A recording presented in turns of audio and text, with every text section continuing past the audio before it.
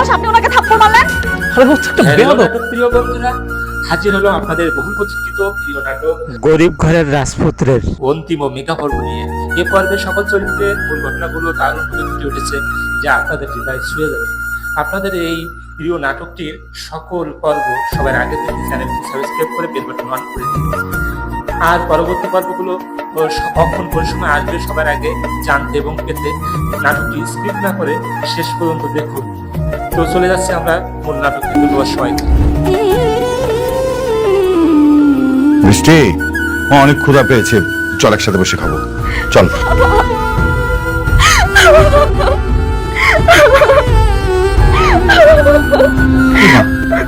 মারে, তুই কান্না করছিস কেন?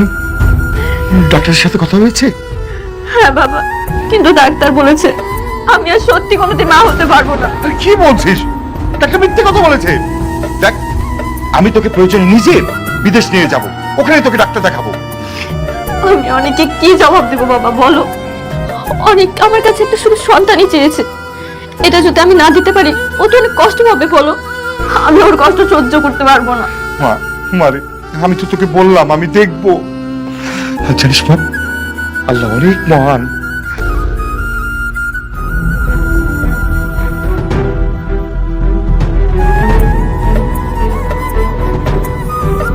ফকিন্নির বাচ্চা, এই এত বড় একটা কোম্পানির মালিক হয়ে গেল। কি দরকার ছিল এত দাম দেওয়ার লেগে সোনার নেকলেস কেনার? 10 লাখ টাকা দিয়া নেকলেস কেনার কোনো দরকার ছিল? আমি এত দাম দিয়ে কেন কিনেছি এটা আপনি বুঝবেন। আরে ওই বস্তির ফকিন্নির লেগে একটা কম দামি জিনিস কিনা দিলে হইতো। খামা খাতুন এতগুলো টাকা নষ্ট করলা বাবা। বাবা, চাচি কিন্তু খারাপ বলেন, পুরো একটা নকল কখনো দিয়ে দেন। আর এইটা আমার মেয়ের জন্য রেখে দেবো, ও কিন্তু নকল কথা বলতে না। আপনারা সামান্য এই 10 লাখ টাকা তো ভাবতেছে ওই রকম শত শত নেকলেস কিনতে পারে। ওই ফকিন্নির লেগে তুমি 10 লাখ টাকা দিয়া সোনার নেকলেস কিনছো। কই আমার মায়ের লেগে তো তুমি 10,000 টাকা দিয়ে একটা কিছু কিনে দাও বাবা। আপনাদের মেয়ের কথা বাদ দেন তো, শুনেন এখন শুধুমাত্র মেঘলার কথা বাদ, যে কোনো ভাবে হোক ওকে রাজি করাতে হবে। দরকার হলে ওর পায়ে ধরবেন। হ্যাঁ, আমি ও রাজি না হলে? রাজি না হলে বাড়ির থেকে আপনাদেরকে বের করে দেবেন, তখন গিয়ে রাস্তায় থাকবেন।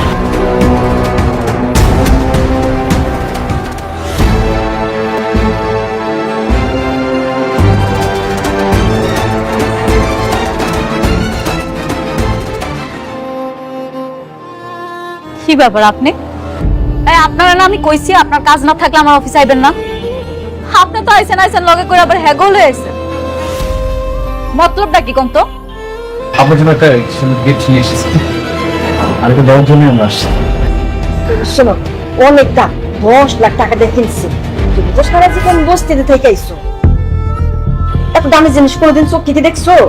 মানে আনছে যেহেতু, মানে ভালোবেসে আনছে তো জিনিসটা নিয়ে নাও। ছেলেটার মনটা কিন্তু অনেক ভালো। আর এটা তোমাকে অনেক মানাবে, আমি অনেকগুলো দোকানে দেখে এটা দিয়ে এসেছি। সত্যি? আল্লাহ, এত দামি নেকলেস! আমি তো খুব খুশি হইছি। আমার অনেক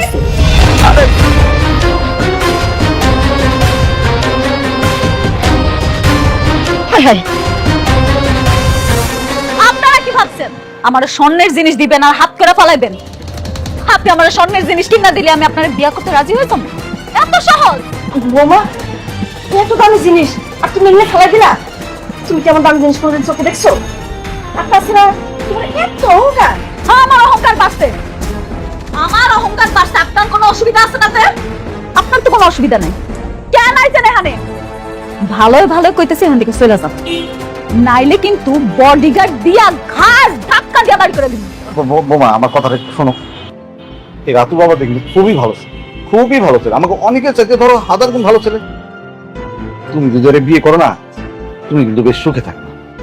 আর তোর যে অনেক, ও তো তোমাকে বেমানি করছে, দ্বিতীয় বিয়া করে বউলে ফুর্তি করতেছে। উল্টা বাঁকাইতে হয়। বডিগার্ড, ওনাদের ঘাড় ধাক্কা দিয়ে বাড়ি করে দাও। না না না না, বোমা বোমা, তা করো না। শোনো না মা, রাত্র অনেক ভালো ছেলে, তুমি ওর বিয়ে করো, কিন্তু তুমি খুব ভালো থাকবা। বলতেছি নাটক সাহেব, এসব কি সার্কাস শুরু করলেন? হ্যাঁ, আপনি কি ভুলে গেছেন যে আপনার সাথে আমাদের কোম্পানি একটা বিজনেস চলছে? এই আঙ্কেল আন্টি সিকিউরিটি, ওদেরকে খাট ঢাকা দেবে তো দেখেন কি? আচ্ছা যাইছি যাইছি।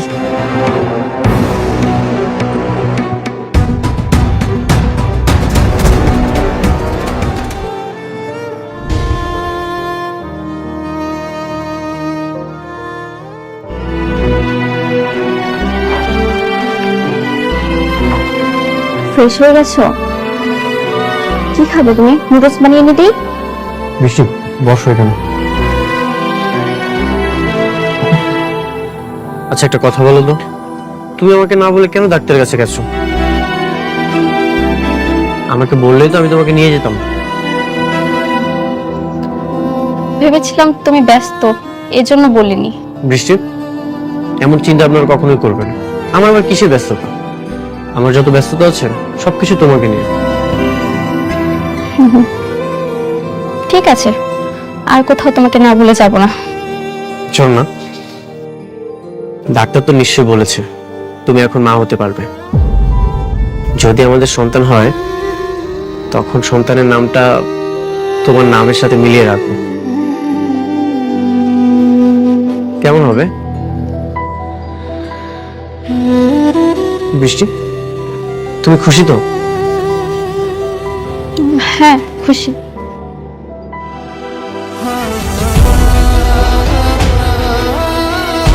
তোমার চোখে পানি কেন?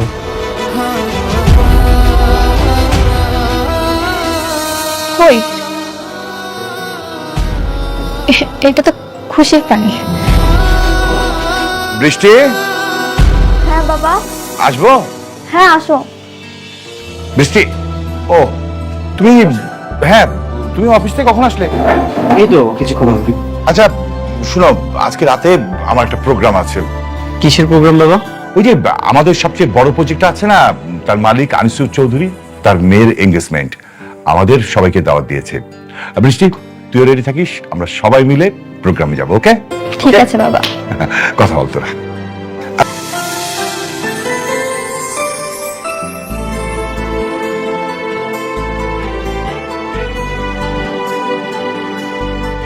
কিরে মা, কি করতেছস? কিছু না আব্বা, কয়টা ছবি দেখতেছিলাম।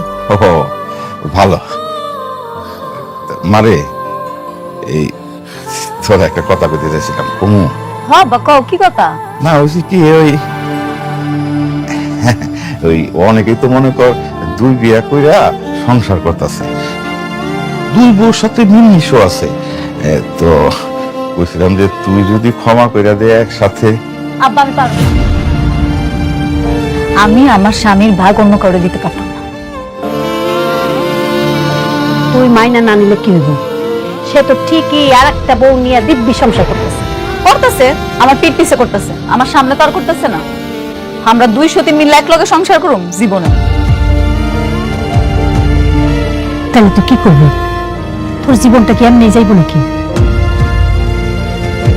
আর কয়দিন পরে তোর সন্তান জন্ম নিব, তার পরিচয় কি করবি তুই? একটা না একটা উপায় ঠিকই হবে আম্মা। আর তো কিছুদিন, আমার এই সন্তানটা জন্মের পর আমি ওর ডিভোর্স দিয়ে দিব। মারে, তুই আমাকে ভুল বুঝিস না। আমরা তোর একটু সুখী দেখতে চাই।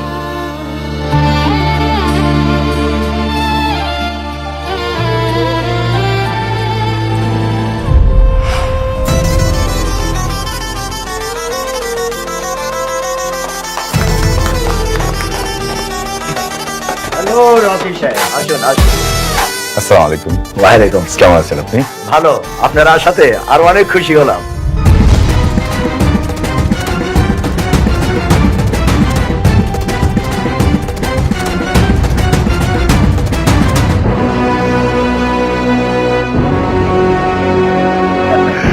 আচ্ছা পরিচয় করে দিচ্ছি, এ হচ্ছে অনিক, আমার মেয়ে বৃষ্টি, তার জামাই। আমার সমস্ত ব্যবসা বাণিজ্য আমার অনেকই দেখে। হ্যালো ইয়ং ম্যান, অল্প বয়সে অনেক বড় দায়িত্ব নিয়েছো, একদিন অনেক বড় হবে। দোয়া করবেন আঙ্কেল। হ্যাঁ, দোয়া তো অবশ্যই করবো। হ্যাঁ রকি সাহেব, আমার মেয়ের সাথে আপনাকে পরিচয় করে দিচ্ছি। শিওর। নীলা, এদিকে আয় তো মা।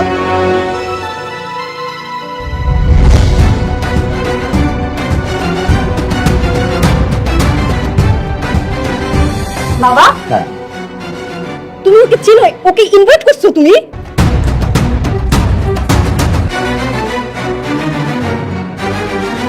তুই কি ওকে চিনতি? হ্যাঁ, খুব ভালো করে চিনি। তোমাকে বলেছিলাম না, আমার জন্মদিনের সময় একটা ছেলে আমাকে থাপ্পড় মেরেছিল, এটাই সেই ছেলে। এই সেই ছেলে? হ্যাঁ বাবা, একটা বস্তির মেয়ের জন্য আমার গায়ে থাপ্পড় মারে আর সেই দিনের জন্মদিনটা মাটি করে দেয়। আমি কত রাত সেই অপমানের কারণে ঘুমাতে পারিনি। রকি সাহেব, আমার মেয়ে আপনার মেয়ের জামাই সম্বন্ধে এসব কি বলছে?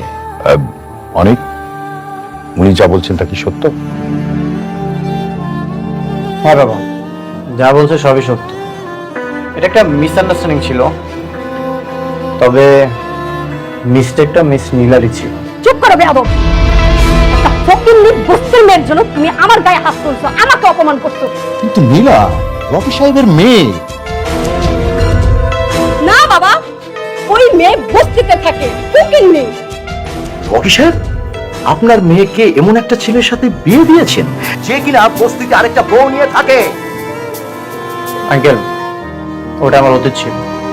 আর তাছাড়া আপনার মেয়ে ওকে অপমান করেছিল, এই জন্য আমি সেটা করেছি। বাবা, আমি এই অপমানে বদলা নিতে চাই। আমি সেই দিনের থাপ্পড়টা আজকে জবাব দিতে চাই।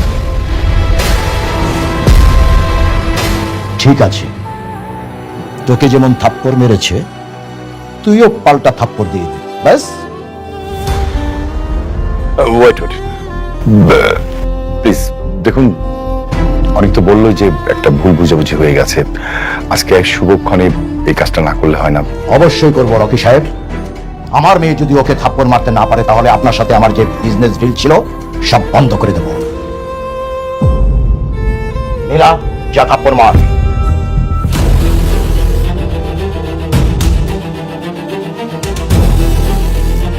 হাত ছাড়ো আমার। আমি বেঁচে থাকতে আমার স্বামীকে কেউ এক বিন্দু পরিমাণ অসম্মান করতে পারবে না, অন্তত এটা আমি সহ্য করব না। রকি সাহেব, আমি আবার বলছি, আমার মেয়ে যদি ওকে থাপ্পড় মারতে না পারে তাহলে কিন্তু আপনার সাথে আমার সব কাজ কর্ম আমি সব বন্ধ করে দেব, কথাটা মনে রাখবেন। আপনি যা ইচ্ছা আপনি তাই করতে পারেন।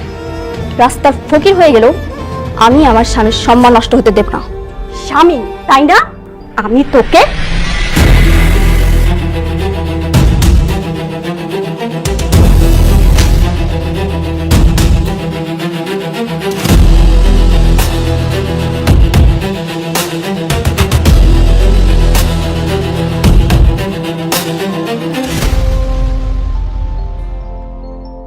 বিজনেস বিজনেসের জায়গায়, আর আত্মসম্মান আত্মসম্মানের জায়গায়। আপনারা আমাদেরকে এখানে ইনভাইট করেছেন, আর ইনভাইট করে এনে আমাদেরকে অপমান না করলেও পারেন। বৃষ্টি, চলো। দেখুন, আমি তো আপনাকে বলেছিলাম যে ছোটখাটো বিষয় নিয়ে এই ঝামেলাটা না করলেই পারতেন, শুনেন নাই। আসি, আসসালামু আলাইকুম।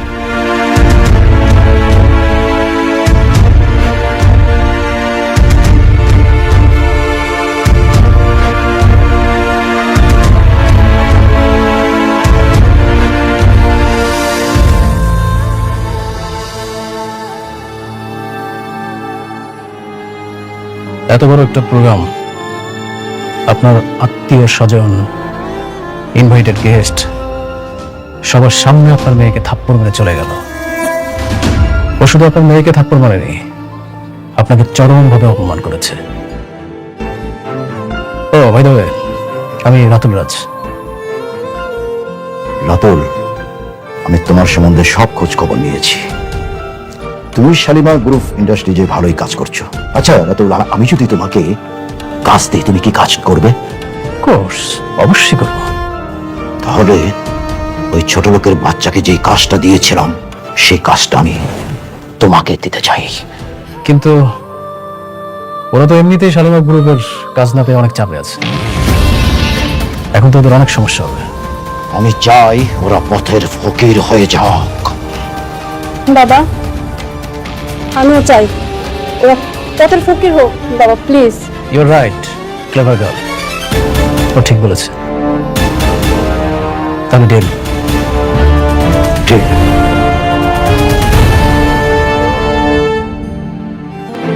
সরি বাবা, আমি সেখানে নিজেকে সামলাতে পারিনি। কেন সরি বলছিস? তুই যে কাজটা করেছিস একদম ঠিক কাজ করেছিস। শোন মা, মানুষের জীবনে টাকা পয়সার চেয়ে সম্মানটা গুরুত্বপূর্ণ। বাবা, আমি ভাবছি উনি হয়তো আমাদের প্রজেক্টগুলো বন্ধ করার চেষ্টা করবে। পারবে না, অলরেডি 60% কাজ ডান। ওরা আমাদের প্রজেক্ট বন্ধ করতে পারবে না। স্যার, একটা খারাপ খবর আছে। কি খবর? আনিস চৌধুরী আমাদের সকল প্রজেক্ট বাতিল করার নোটিশ দিচ্ছে। কেন, কি হয়েছে? স্যার স্যার যদি সত্যি সত্যি প্রজেক্ট বাতিল হয় তাহলে তো আমাদের অনেক বড় একটা লস হয়ে যাবে। কেন বাতিল করেছে? কি লজিক দেখে বাতিল করেছেন? সাইডে একজন অ্যাক্সিডেন্ট করে মারা গেছে, এটাই তার কারণ হিসেবে উল্লেখ করা ছিল। তারা এটাও বলেছে আমাদের কাজের মান ভালো নেই, আর ইত্যাদি বেশ কিছু কারণ দেখে তারা প্রজেক্ট বাতিল করেছে। আমি জানতাম এমন কিছুই করবে। অনেক টেনশন করার কিছু নেই, দেখি আমি হ্যান্ডেল করবো, টেনশন করো না।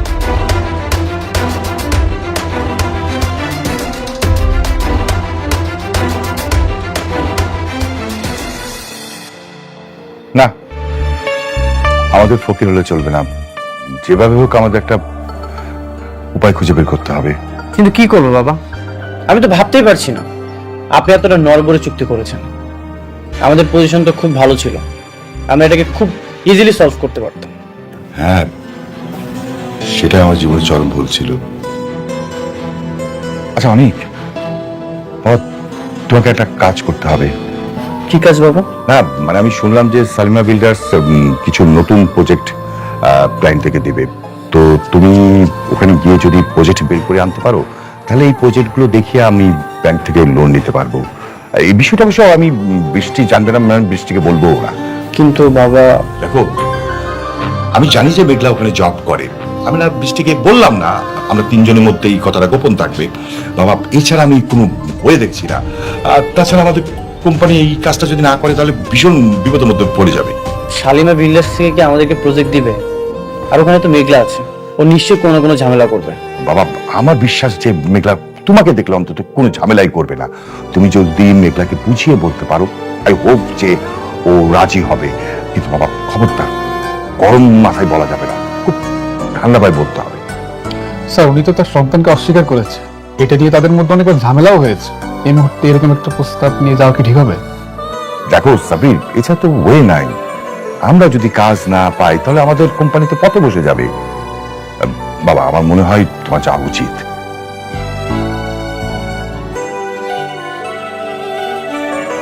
ঠিক আছে বাবা, আমি যাব। হ্যাঁ আচ্ছা ঠিক আছে, অনেক আমার একটু কাজ আছে, আমি গেলাম।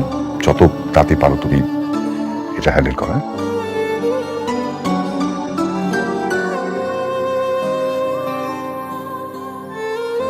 সাবির, চলো তাহলে।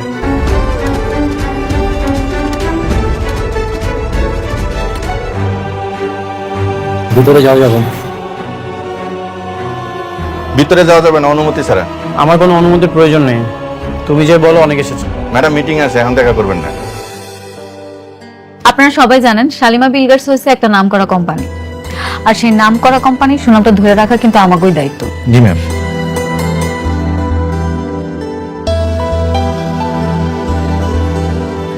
তুমি যে বলো অনেক এসেছে তাহলেই হবে। আচ্ছা দেখতেছি। রফিক সাহেব, জি বলুন। শালিমা বিল্ডার্স এর প্রথম শর্তটা হচ্ছে কোয়ালিটি ফার্স্ট। অবশ্যই।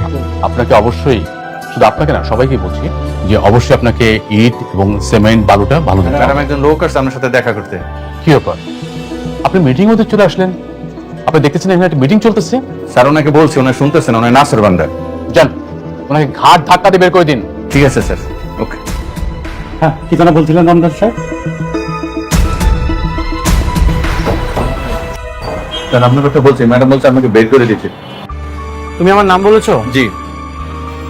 আমাকে বের করে দিতে বলেছে? ঠিক আছে, আমি কল দিচ্ছি। আচ্ছা কল দিয়ে দেখ।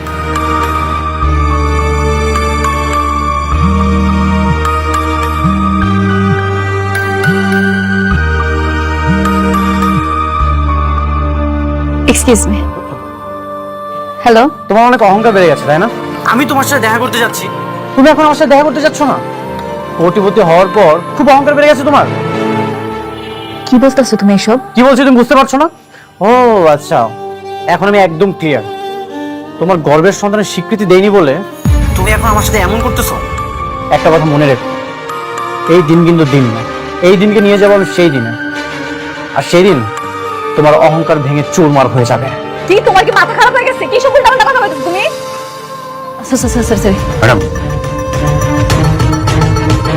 ম্যাডাম আপনি মিটিং কন্টিনিউ করেন, আমি দেখছি। Please carry on. ম্যাডাম, হ্যাঁ, ও হ্যাঁ, যেটা বলতেছিলাম আমরা, তো আমি চাই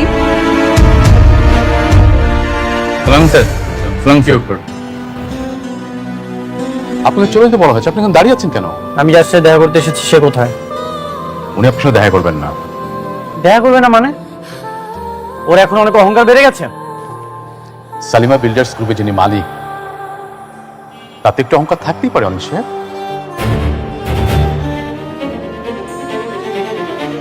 মালিক? মেঘলা শালিমা বিল্ডার্সের মালিক?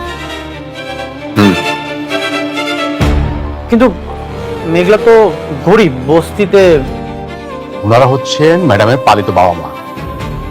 ম্যাডামের আসল পরিচয় হচ্ছে তিনি এই বিশাল কোম্পানির মালিক।